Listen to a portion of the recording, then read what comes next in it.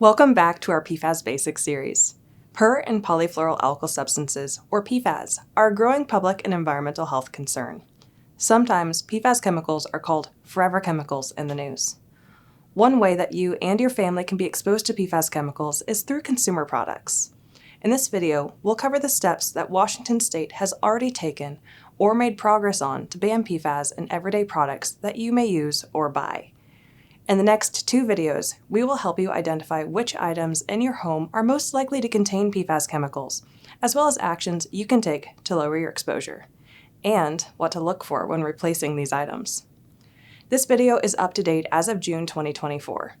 As regulations improve and new information becomes available about PFAS, we will update these videos so that you and your family can have the information you need to make safer consumer choices.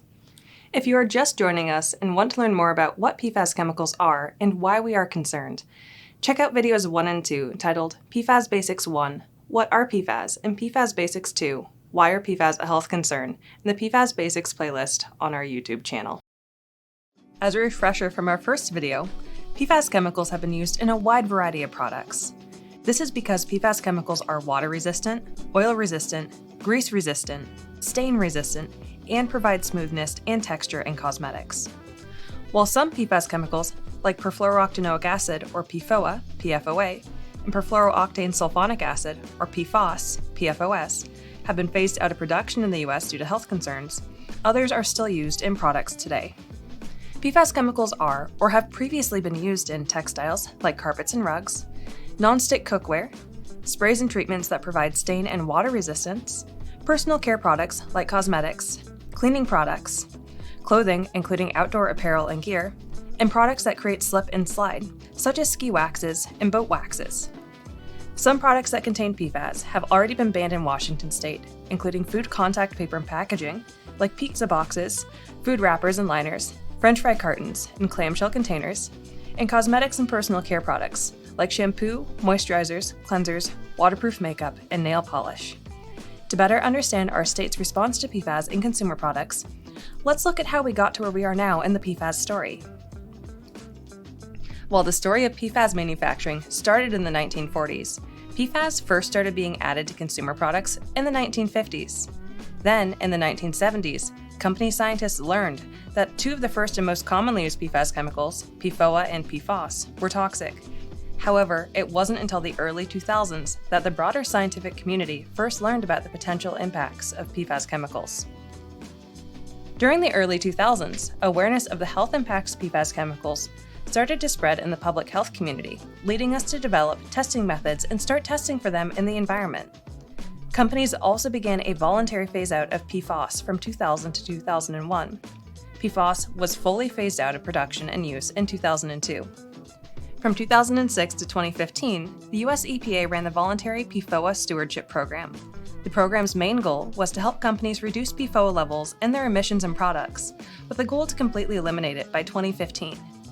During this time, PFOA was phased out of production in the US. At the time of their phase-outs, existing products with PFOA and PFOS weren't recalled, so some products with these two PFAS chemicals continued to be used after the ban. They may have also been in ingredients in imported products. When scientists discovered that PFAS chemicals were widespread in people and the environment, many of them started testing food packaging products. Their tests showed that PFAS chemicals were in many types of consumer products, including food packaging. In 2012, the C8 Health study was published. The study had almost 70,000 participants and highlighted PFOA as a significant health concern. This led public health and environmental scientists to start testing for PFAS chemicals in more consumer products. Around the same time here in Washington, PFAS chemicals were found in drinking water in Issaquah and Joint Base Lewis McChord. The water was contaminated from a PFAS-containing firefighting foam called aqueous film-forming foam, or AFFF, which was used for fuel fires. The discovery led our state agencies to look for how PFAS were getting into our drinking water, despite not having PFAS manufacturing in our state. While one of the first concerns was with AFFF firefighting foam, it also became clear that we get different amounts of exposure from different types of products. It is important to know that PFAS chemicals build up in our bodies over time, so health impacts can take a long time to show up. That's one reason why it took us time to understand the relationship between PFAS exposure and health effects. Once the scientific community realized the scale and impact of the PFAS issue, our state acted fast. In 2016, the Washington State Department of Ecology and the Department of Health teamed up to create a PFAS chemical action plan. This plan aimed to identify PFAS in consumer products and create a guide for future recommendations to protect people from PFAS exposure. In 2018, the first ban on a consumer product containing PFAS was put in place, making our state one of the first in the country to take this step. This ban, known as the Toxics in Packaging Law, stops companies from selling food packaging made from plant-based materials that contain PFAS in our state. Additionally, while not a standard consumer product, firefighting foams containing PFAS, like AFFF, were banned in 2018 as well to help limit how much PFAS we're getting into our environment. In 2019, the Safer Products for Washington program started, and the Toxic Pollution Law was passed. These allowed the Department of Ecology and the Department of Health to identify consumer products containing PFAS, find safer alternative products and chemicals to use, and regulate PFAS in consumer products on an ongoing basis. In 2021, our state finalized the PFAS Chemical Action Plan and created clear recommendations for actions, including continuing to look for more products that should be included in future cycles of the Safer Products for Washington program, and gathering input from communities that have higher PFAS exposure to ensure an equitable response to the PFAS issue.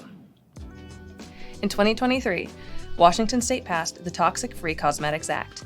This ban stops companies from selling cosmetics that contain PFAS in our state. Products that you apply to your skin to cleanse, beautify, or change your appearance is covered under this law. This ban will go into effect on January 1, 2025. Since it started in 2019, the Safer Products for Washington program has completed one cycle of identifying priority chemicals and products to regulate.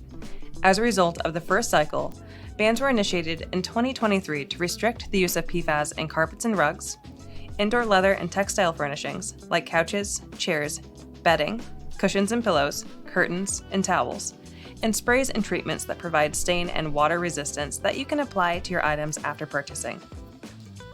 Because our state is equipped with programs like Safer Products for Washington, we have a better understanding of PFAS in consumer products and tools needed to test our products and environment for PFAS chemicals.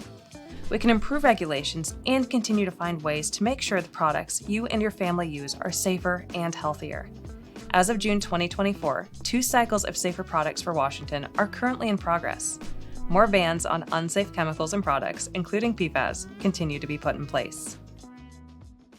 Thanks for joining us. We hope this video has been helpful for you. In the next video, we will identify which areas of your home may contain products that are most likely to contain PFAS chemicals, and the actions you can take to reduce your exposure and protect you and your family's health. For more information about PFAS in general, check out our website at doh.wa.gov/PFAS.